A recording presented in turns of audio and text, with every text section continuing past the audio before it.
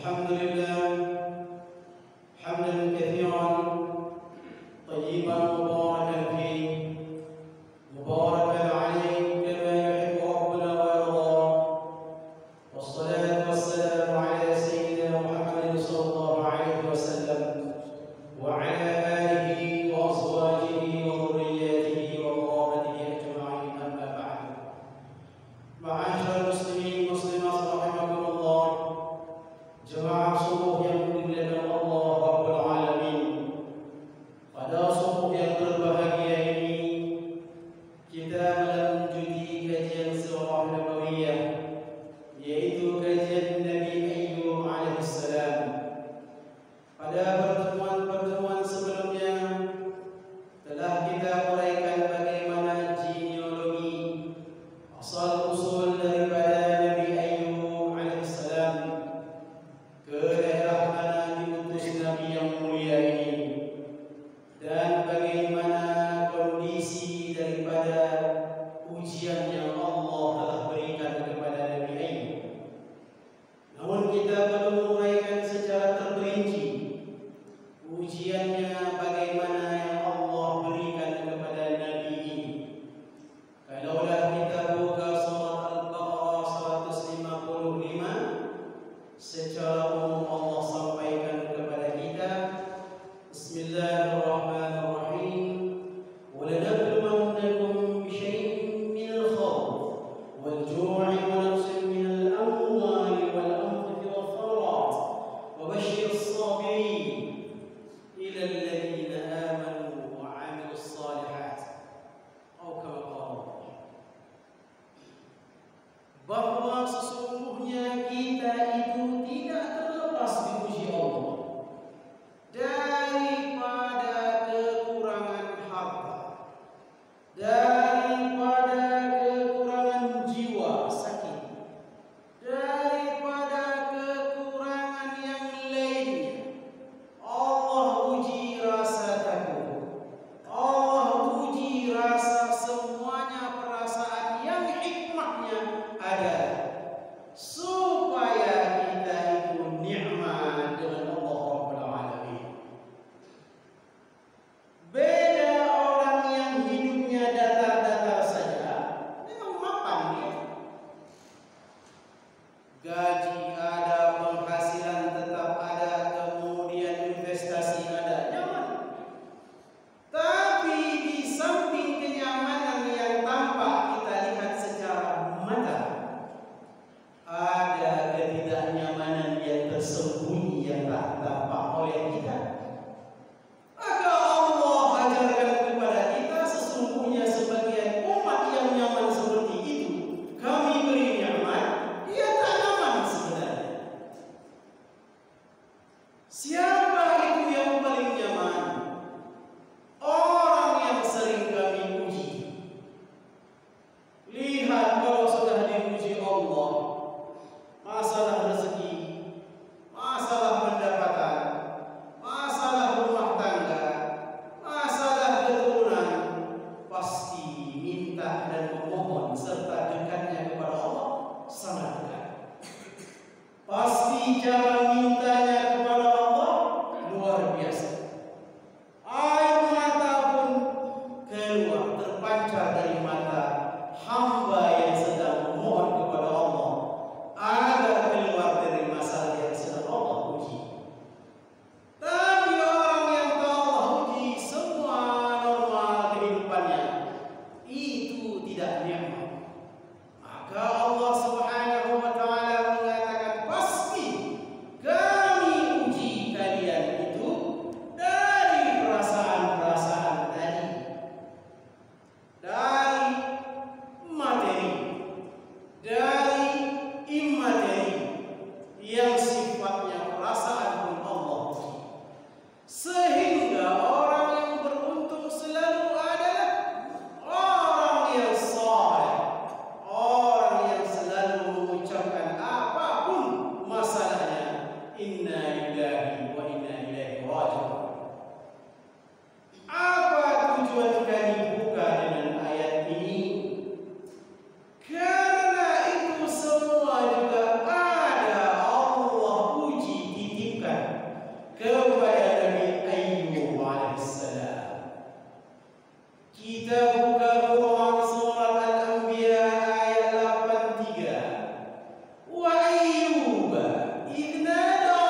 rabbahu anni massani ad-durr wa anta arhamur rahimin. Ingat kalimatnya "dur". Pernah kita singgung sebelumnya di kisah Nabi Yusuf alaihissalam, waktu Nabi Yusuf berdoa, tawaffani musliman wa alhiqni bis-shalihin. Wafatkanlah aku dalam keadaan Islam. Kemudian ya Allah, tak cukup di sini. Setelah aku wafat nanti di akhirat, pertemukan aku dengan orang-orang saleh. Sehingga bahwa sesungguhnya kita coba kaji sedikit ayat dari surah Nabi Yusuf, yaitu ayat ke-101 atau 102 kalau tidak salah, dengan barusan surat Al-Anbiya 83. Dan ingat, untuk kita disuruh ingat, khususnya yang sedang ada masalah apapun. Masalah misalnya tanam-tanamannya, kebun karetnya, kemudian sawitnya, dan ladang-ladang sebagainya diuji oleh Allah. Ingat, Nabi Ayub juga pernah kami uji seperti itu. Kemudian dikatakan lagi bahwa ingat, orang mereka yang ternyata kurang hartanya. Kan tidak semua kita ini bercocok tanam, punya kebun dan segalanya. Ada orang juga yang memiliki, yaitu al-an'am, hewan ternak.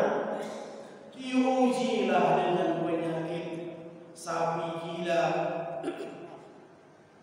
mold disease, kuku dan mulut dan sebagainya. Ingat, Nabi Ayub juga ribuan binatang ternaknya yang kami uji musnah seketika. Bagi orang yang memiliki masalah perasaan, anaknya meninggal, anaknya melakukan maksiat dan lain sebagainya. Ingat, Nabi Ayub juga kami beri keturunan yang banyak, namun anaknya soleh-soleh. Tapi Allah uji dengan kematian. Seketika itu, semua jumlah anak Nabi Ayub Allah wafatkan. Ingat bahwa siapapun dari ummul mukminin, baikun abaul mukminin, ibu-ibu mukmin, ayah-ayah mukmin, seluruh orang-orang yang beriman dan bertakwa, jika dia rasakan masalah-masalah yang ada dalam kehidupan, itulah buka Al-Quran. Lihat bagaimana Allah uji 25 Nabi dan Rasul yang ujiannya beda-beda. Tinggal kita lihat kita di posisi Nabi yang mana yang Allah sedang uji sekarang. Untuk apa cari tahu? Supaya kita tahu diri, oh ternyata aku belum apa-apa jika diuji dengan Nabi Ayub misalnya. Karena kecil sekali. Karena Nabi katakan dalam hadis Abu Hurairah diriwayatkan oleh Imam Nasa'i, Imam Tirmidzi, Ibnu Hibban, Dailami dan Ibnu Majah, bahwa kata Nabi, asyadun nasi bala'an al-anbiya. Manusia yang paling berat cobaannya adalah para nabi dan rasul. Thumma as-salihun, kemudian orang-orang saleh. Thumma al-amthal, dan orang-orang yang terus serupa kesalehannya seterusnya. Fal-amthal, adapun orang-orang yang saleh itu, yabtali rajul ala hasbi dini, diuji terus. Makin kuat untuk jaga salat subuh berjamaah, Allah uji hilang sendalnya, Allah uji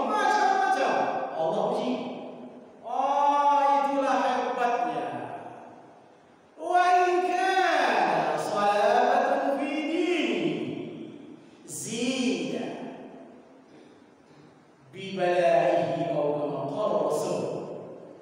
Diuji kecil, ujian kita itu dibanding Nabi dan Rasul kecil sekali kata Nabi. Jangan jauh-jauh untuk urusan sakit gigi saja. Kami 2 kali lipat rasa sakit gigi. Bayangkan dengan rasa-rasa yang lain. Sakit lagi.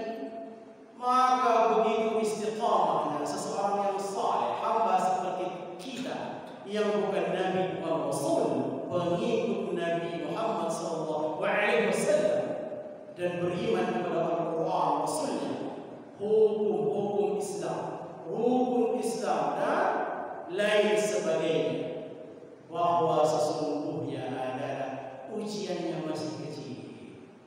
Tapi walaupun kecil, ujian itu saat kita istiqamah melakukan amal saleh apapun, terus diuji sampai kita istiqamah.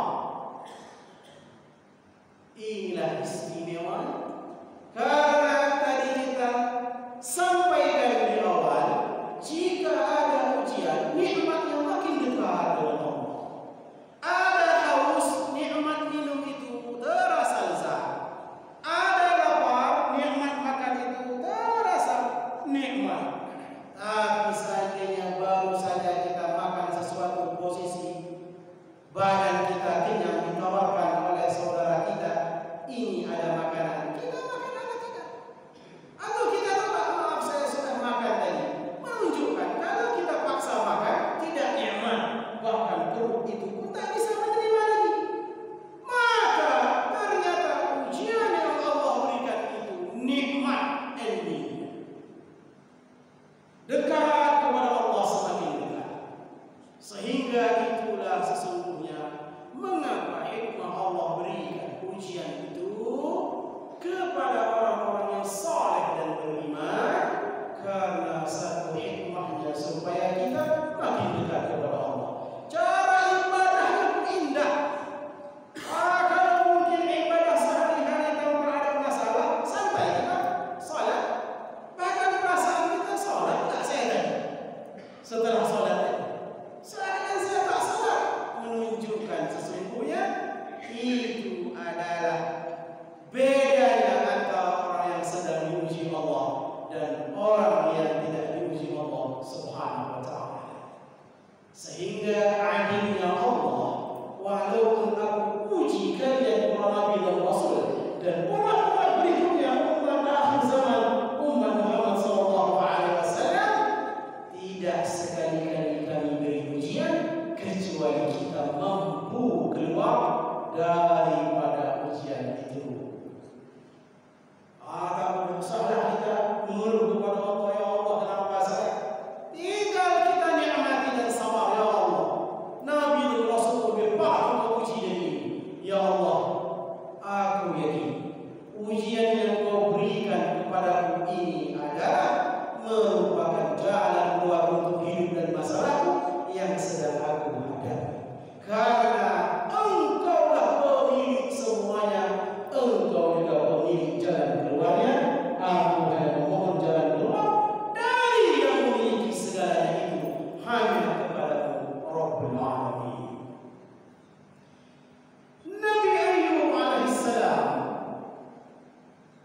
bahwa sesungguhnya syaitan, iblis melihat Nabi yang mulia sehingga fasa'ida,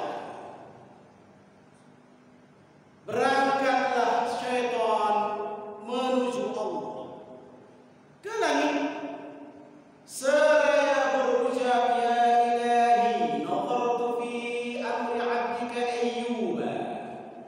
Wahai Allahku, kata iblis ini, aku mengamati selalu urusan hamba-Mu namanya Ayyub.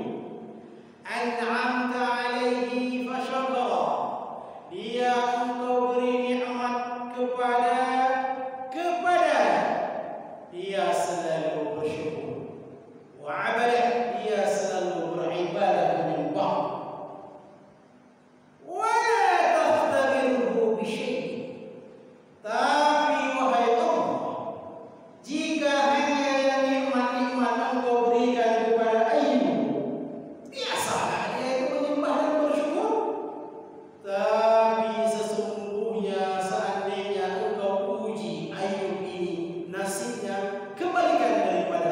kenikmatan dan kesenangan yang ia rasakan sekarang ini.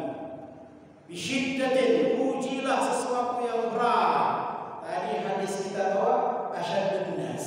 Sekarang keterangannya bisyiddah, sama kalimat. Uji dia dengan sesuatu ujian yang berat. Law darabtahu fi musibatin, seandainya engkau uji dengan sebuah musibah, la yakfiran, dia pasti akan ingkar, kufur kepadamu, tidak ibadah seperti ini. Apa jawab Allah Subhanahu wa ta'ala? Intaliq ila Ayyub faqad sallamtuka. Pergilah wahai iblis, jumpai Ayyub yang engkau maksudkan tadi. Aku telah beri beberapa otoritas kepadamu, wahai iblis, untuk engkau uji dia. Datanglah kembali ke bumi yang namanya iblis ini. Langit yang 7 lapis itu, 4 lapis pertama ditutup sejak Nabi Isa alaihissalam dinaikkan ke langit. Sisanya 3 lapis ke bawah langit itu, pintunya masih terbuka. Baru kemudian setelah bu'itha Nabi Muhammad sallallahu alaihi wasallam, Nabi Muhammad diangkat sebagai Rasul dan Nabi, ditutup 3 sisa lagi. Berarti telah tertutup pintu langit itu sampai nanti sebelum hari kiamat seterusnya. Hanya waktu-waktu tertentu Allah buka sebelum kiamat, sekarang besok seterusnya. Salah satunya waktu azan. Waktu azan itu terbuka pintu langit itu, azan kita kumandangkan di sini, itu terdengar di muka bumi dan di langit. Al-Quran yang kita bacakan, zikir yang kita bacakan, sekalipun Nabi, yaitu Dhannun, Nabi Ayyub Nabi Yunus, ketika di dalam perut ikan paus, dalam gelap dengan perut ikan paus, gelap dengan oceanic, yaitu lautan, gelap lagi dengan malam, dan gelap lagi dengan masalah yang sedang dihadapi oleh Nabi Yunus yang sedang berada di dalam perut ikan paus. Tapi bayangkan doanya, la ilaha illa anta subhanaka inni kuntu minadh dhalimin. Suara ini sautun ma'rufun dha'ifun, suaranya rintik, kecil, jauh, tapi malaikat mendengar. Wahai Allah, kami sering mendengar suara zikir ini dari hamba yang ada di muka bumi, tapi kali ini kami dengarnya lain dan kecil sekali. Siapa di antara oleh Rabb? Dijawab Allah, Yunus. Nabi Yunus sedang kami uji di dalam perut ikan paus. Makna yang kami ingin ambil hikmah dari sini, bayangkan yang namanya lantunan itu milik Allah. Al-Quran, zikir, semuanya yang Allah turunkan kepada Nabi Muhammad, diikuti, dibaca, dijaga, dan istiqamah, mudahlah terus-menerus baca Al-Quran, zikir-zikir, serta azan, itu sampai ke dunia dimensi lain yang kita belum bisa melihat dimensi itu. Nanti setelah kita meninggal, baru pelan-pelan Allah tampakkan dimensi kubur, dimensi barzakh. Allah tampakkan nanti dimensi bagaimana perjalanan dari kubur ke mahsyar, seterusnya demikian. Barulah pelan-pelan terbuka mata, pikiran, perasaan. La ilaha illallah, sadaqa qaulukal karim wa sadaqa qaul rasulikal karim. Tidak ada Allah selain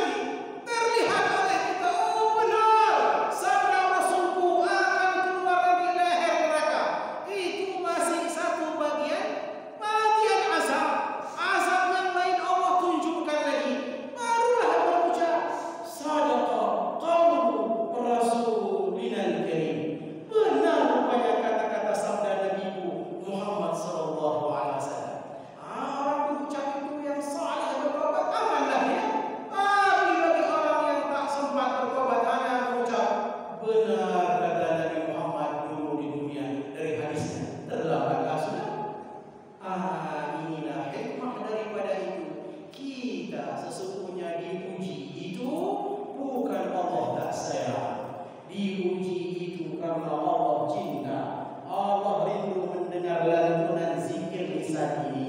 Dulu rajin baca Quran, dulu rajin berzikir, dulu rajin ke masjid. Sekarang diberi nikmat, dipuji yang enak-enak, tinggal sedikit-sedikit. Ke masjid sudah kurang intensitas kehadirannya. Baca Quran sudah berkurang jamnya. Zikir pun bisa ada hari ini, bisa tidak. Sehingga orang seperti ini kembali diuji Allah, menunjukkan Allah sayang, Allah rindu. Aku, kata Allah, masih ingin mendengar zikir Quran, mendengar dan juga ingin memberi pahala salat fardu berjamaah ke masjid. Apalagi engkau masih ada waktu untuk datang ke majelis taklim.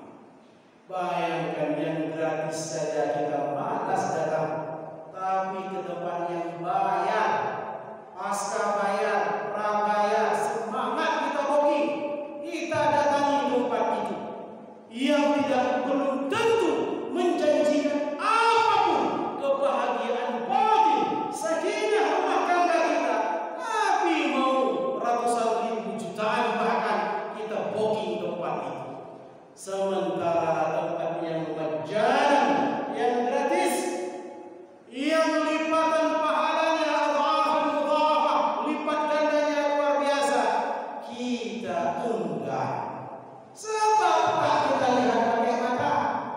Makanya untuk memahami iman ini, memahami serta ujian ini, balasan dari Allah itu hanya dengan iman.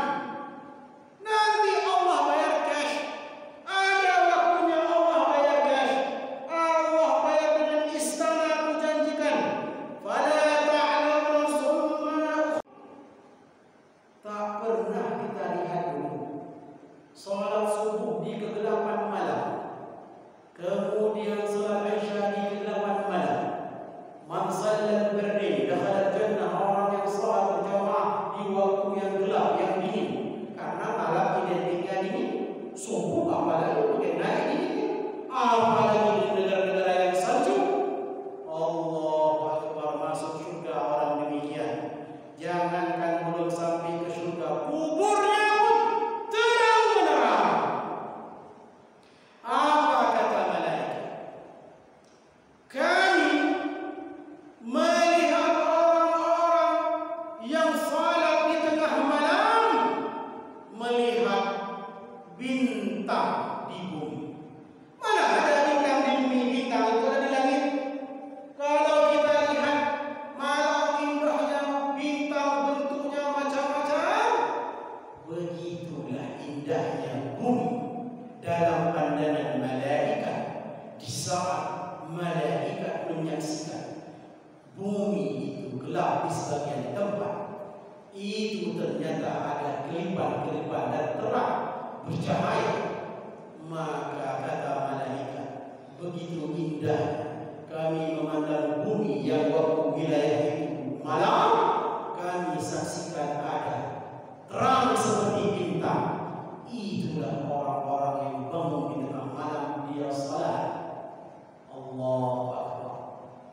Kita pun begitu melihat ke bintang, melihat ke langit terang, sehingga sesungguhnya kita itu maunya yang tampak saja. Baca Quran langsung Allah beri ini 100 juta. Bukan begitu. Maka kata Allah, fala ta'lamu nafsun ma ukhfiya. Allah tidak memberitahukan setiap jiwa, jiwa ini yang masih ada ruh, badan, itu jiwa masih hidup. Allah tidak tampakkan sekarang apa yang kusimpan indah-indah, apa yang kusimpan yang hebat-hebat, yang tak ada bandingannya sedikit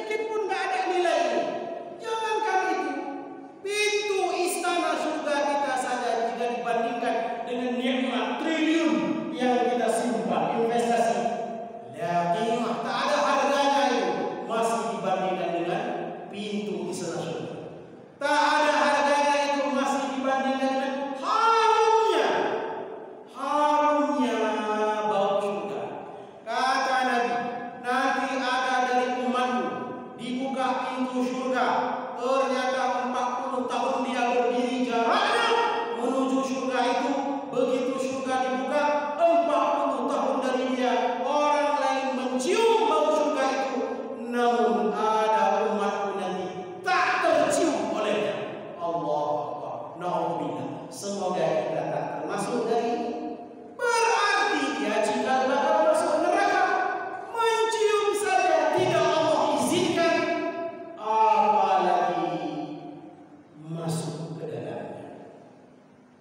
Maka itulah untuk selalu meningkatkan iman ibadah kita itu, merasa lezat, enak ibadah itu, kita selalu memohon kepada Allah, selalu kita melihat yang terbaik, selalu husnuzan kepada Allah dalam urusan apapun. Maka kita sambung ruang lebih Nabi Ayub saat turunnya iblis tadi, karena langit 3 terakhir belum ditutup, Nabi Muhammad belum lahir, periode Nabi Ayub alaihissalam turunlah, maka dijumpainya Nabi Ayub. Tapi sebelum dijumpainya, Allah memberi, tadi kan sudah Allah bilang, laqad faqad sallamtuka ala Ayub, aku telah memberi beberapa otoritas kepada wahai iblis menguji Ayub. Maka salah satunya Allah turunkan yang namanya rihus samum. Kalau buka surat Tur ayat 27, kami ulangi, jika buka surat Tur dalam Al-Quran ayat 27, famanallahu alaina wa qana azab as-samum. Nanti salah satu pembicaraan orang dalam syurga, dia akan berucap, famanallahu alaina, Allah oleh karena itu telah menganugerahi kepada kami seluruh penduduk syurga nikmat, wa waqana adzab as-samum, dan Allah yang paling indah lagi menyelamatkan kami dari azab samum. Apa itu samum? Ternyata dalam neraka nanti salah satu azabnya ada namanya angin samum, rihus samum. Kalau dulu dalam kisah Nabi Yusuf namanya rihus sabah, dalam surga itu ada yang namanya angin, namanya sabah. Atas izin Allah, angin itu pernah diturunkan ke muka bumi untuk meniupkan harumnya bau daripada baju Nabi Yusuf yang dibawa oleh abangnya Yahuza. Yahuza belum sampai ke Palestin, masih meninggalkan istana Yusuf, masih berada di Mesir. Qadarullah, Allah berkehendak, sudah sampai harumnya baju Nabi Yusuf dibawa oleh rihus sibah. Ulama katakan hada naw'un min anwa'i rihil jannah. Ini salah satu bagian yang ada angin-angin daripada anginnya syurga. Ingat ya, di neraka pun nanti ada yang azabnya angin. Apa fungsi angin? Rih yang dikatakan tadi bahwa rihus samum, angin yang membakar. Panas anginnya, bila disentuh angin itu terbakar, disentuh manusia terbakar, disentuh benda lainnya terbakar. Maka Allah izinkan iblis pakai rihus samum, pakailah untuk menguji Ayub dengan angin samum yang membakar. Pertama iblis lakukan adalah dibakarnya seluruh kebun Nabi Ayub alaihissalam. Dibakar habis seketika, ribuan hektar habis. Baru setelah itu fawajada iblis Ayub qa'iman yusalli, datang ke rumah Ayub setelah dibakar. Dilihatlah oleh iblis, ternyata walaupun sedang terbakar dan Ayub tahu itu sedang terbakar, Nabi Ayub makin hebat-hebatnya salat, berdiri, beribadah kepada Allah. Ilmu untuk kita. Hari ini dizalimi orang, pulang ke rumah nanti salat. Di samping salat waktunya, salat sudah banyak salat. Mohon setelah itu kebaikan. Jangan kita doakan keburukan untuk yang zalimi kita, tidak boleh. Nabi melarang kita. Tahu kita, si Zulham ini jahat kali.